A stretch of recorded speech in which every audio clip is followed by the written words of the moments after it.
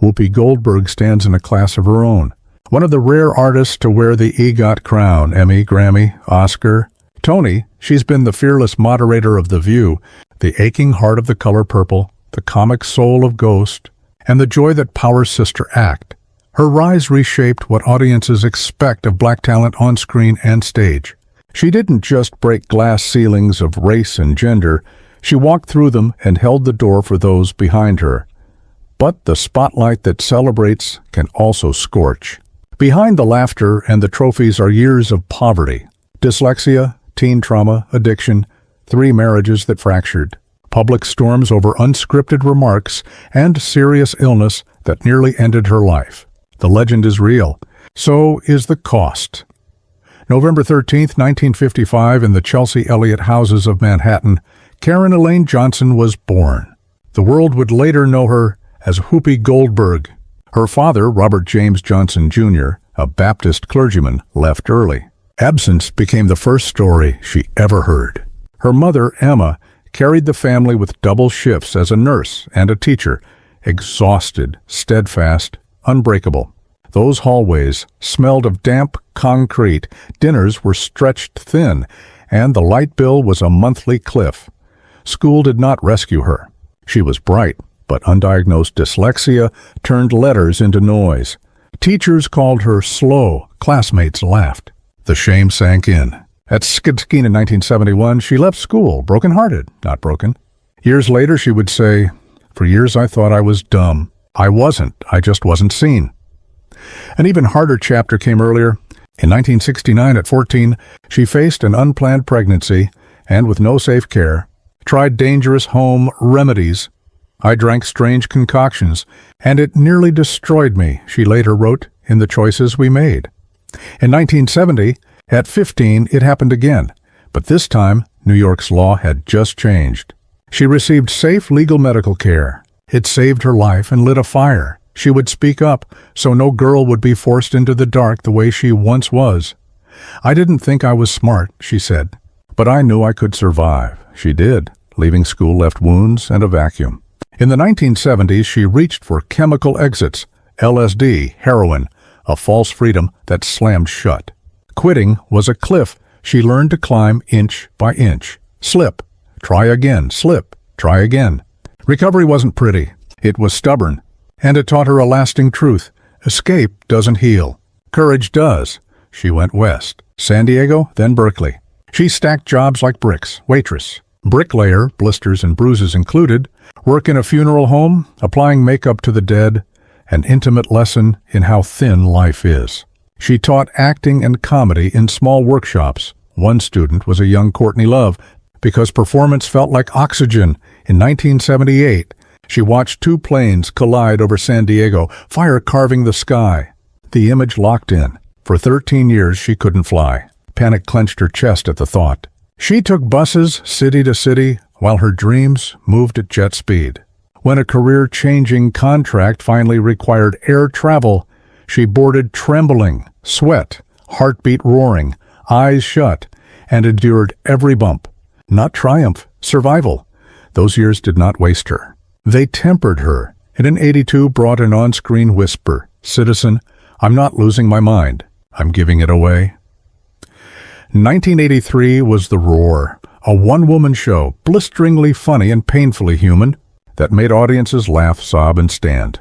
Broadway followed 156 sold-out performances and the exhaustion of proving it again every night. Then, 1985 changed everything. Steven Spielberg cast her as Celie in The Color Purple. She poured her lifetime of hurt and hope into the role. The film earned 11 Academy Award nominations, and Whoopi was nominated for Best Actress. The girl once called stupid stood among Hollywood's best, elated, exposed, and carrying the heavy private question, "Do I really belong?" 1990 answered with laughter and grace, Oda Mae Brown in Ghost. She fused comedy with ache and made history as only the second black woman to win the Oscar for Best Supporting Actress. The ovation thundered. The hotel room after was very quiet. Triumph is bright and lonely. 92 delivered the joy of Dolores Von Cartier in Sister Act.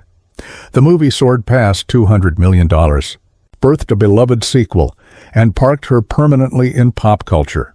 Kids sang the songs. Families watched together. Meanwhile, the schedule was merciless. The smile didn't always mean rest. People think it's all laughter, she said. Sometimes it's just fatigue dressed up as a smile. In 1994, she became the first black woman to host the Academy Awards solo. Historic and hilarious. Every beat examined under a microscope. She kept going. Karina, The Little Rascals, and executive producing Hollywood Squares, 1998-2004. In 2007, she took the moderator's chair at The View. In 2010, she moved audiences in For Colored Girls and lent her voice to Toy Story 3. "I don't get to stop," she said, not complaining. "Just naming reality, live television gives no edit button." In September 2007, Whoopi joined The View, sharp, quick, unscripted. The same candor that made her singular sometimes cut both ways. Early remarks about Michael Vick and cultural context drew fast headlines. In 2009, reflections on Roman Polanski sparked a fresh storm. Her defense of Mel Gibson, based on her personal dealings with him, brought heat. In 2015, skepticism about Bill Cosby shifted to on-air clarification as the public record grew. The cycle was ruthless. Seconds to speak, months to dissect. Some viewers called her fearless. Others called her insensitive. She called herself human. "I'm not perfect." The courage was in coming back to that table day after day, knowing silence would be safer. Those years taught a hard lesson that she often repeats. Words can stitch wounds or open them. 3 found her 18, newly sober, and reaching for steady ground. She married Alvin Martin, who had helped guide her recovery. That same year, she welcomed her only child, Alexandria Alex Martin. The marriage felt less chosen than required. By 1979, at 23, it was over. No scandal, just poverty, fear, and a mother doing 2 jobs inside one body. "I was scared every single night," she said. Applause doesn't raise a child. Grit-mite history echoed painfully. In 1989, Alex, at 16, faced an unplanned pregnancy. On red carpets, Whoopi glowed. At home, she was determined to end a generational cycle. She worked longer, loved harder, and became a fortress for her daughter and grandchild, and an even louder advocate for the systems girls need. In 1986, as her career leapt, she married David Clausen, a Dutch cinematographer. 2 years later, 1988, they divorced. Different tempos, no villains. In 1994, at 38, she married Lyle Trachtenberg, an actor and union organizer. The match burned out within a year. Her verdict later was simple and true. "I never really wanted to be married. I thought it's what you were supposed to do." The bravest act sometimes is leaving before the costume eats the person. Then came the romance the press devoured. Ted Danson. 2 supernovas under one lens. Private warmth turned public spectacle. Especially after the 1993 Friars Club roast in her honor, where performance choices meant as shock humor detonated into outrage. The relationship didn't survive the glare. No wedding, no children, just a scar and a lesson about comedy, context, and how love with floodlights rarely grows roots. In 2010, at 54, Whoopi lost her mother, Emma, nurse, teacher, warrior, the axis her world spun on. "She was my everything," was all she could say. In 2015, she lost Clyde, her brother and first best friend. He was the last witness to the little girl named Karen before the world renamed her Whoopi. The shows went on. The chair at the table stayed empty. She turned grief outward, toward service, single mothers, education, healthcare, causes that echo Emma's hands and honor Clyde's laugh. Endometriosis had shadowed her earlier life. Pain too many women are told to tough out. She spoke up so fewer would suffer in silence. Then 2018 and 2019 arrived. A cough that wouldn't quit turned into pneumonia. Infection seeped into her blood. Doctors gave her a 30% chance. Machines hummed. Tubes drained. The same shadow that took Emma and Clyde leaned close. She vanished from the view for 6 weeks. When she returned, thinner, slower, alive, the ovation wasn't for a joke or a role. It was for survival. "I came very close to leaving here," she said. Since then, gratitude threads her humor. Health isn't promised. Time isn't infinite. Breath is a privilege. Wellness remained a journey. She's been frank about seeking medical help, including GLP-1 therapies like Mounjaro, and just as frank in blasting AI scam ads that stole her likeness to sell miracle weight loss junk. I didn't say it.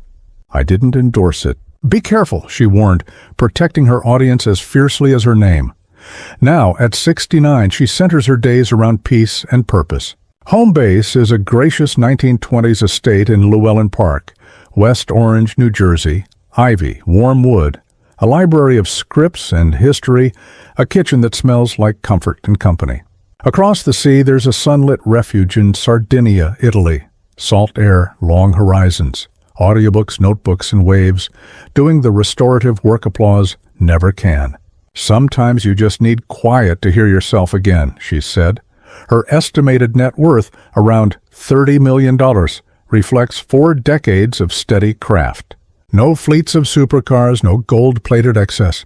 Reliability over spectacle, independence over image, family is the heartbeat. Alex has carved her own career as a producer and actress. Grandchildren, and now great-grandchildren, fill holidays with joyful noise. She jokes about being an old broad with a big family, but pride sits just under the punchline. After 3 marriages, she chose independence. I don't want somebody in my house, she once said, without apology. The love goes to friendship.